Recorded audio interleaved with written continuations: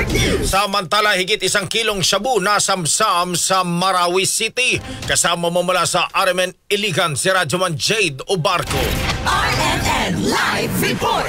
Arestado ang isang suspek sa barangay Gadungan, Marawi City sa isang bypass operation ng Alert Team at City Drug Enforcement Unit. Kinilala ang suspek na si Alias Saddam, 33 taong gulang at residente ng barangay Buadjangkay, Maging, Lanao del Sur. Nakumpiska mula sa kanya ang isang tape-sealed plastic bag na naglalaman ng puting crystalline substance ng pinaghihinalang shabu. Humigit kumulang 1.1 kilograms na may tinatayang halaga na 7,480,000 pesos. Kasama rin ang green plastic cellophane, puting bag, driver's license, laminated OR at CR, susi ng motor at isang tunay na 1,000 peso bill sa ibabaw ng 948 photocopied 1,000 peso bill na ginamit bilang buy-bust money. Dinala ang suspek at ang ebidensya sa Marawi City Police Office para sa dokumentasyon at paghanda ng kaukulang kaso. Kasama mo sa RMN DXIC Iligan, Radyoman Jade Obarco, Tatak, RMN. RMN Network News.